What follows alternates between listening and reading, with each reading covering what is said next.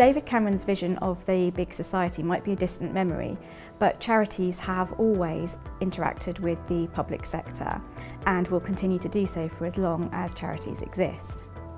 Comparisons are being drawn between the collapse of the construction giant Carillion and charities that provide public sector contracts. So although they're very different industries, some of the features that led to Carillion's collapse also apply to charities when they're undertaking public service contracts.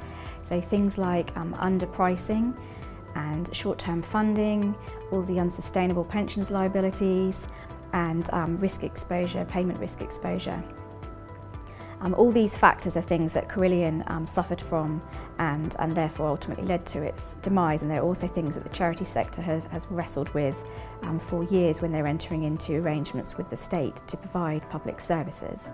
So when entering into public service contracts, charities firstly need to have a very clear rationale for why they are entering into the arrangement. Why will it benefit their beneficiaries, and why is it in the best interests of the charity? And when they've decided that it's something that the charity should do, then they need to document those decisions very carefully. Charities must make sure that they negotiate contracts with public sector authorities.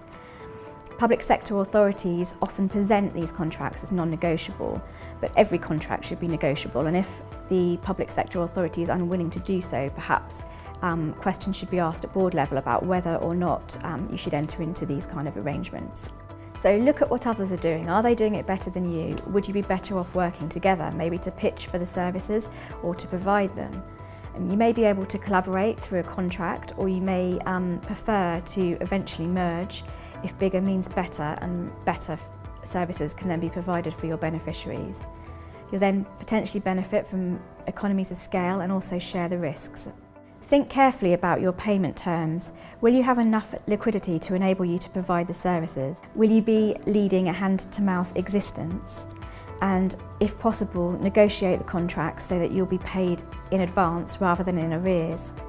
Check that there is actually certainty that you will actually be paid for the services that you have provided. Sometimes in public sector contracts, payment itself is not at all certain.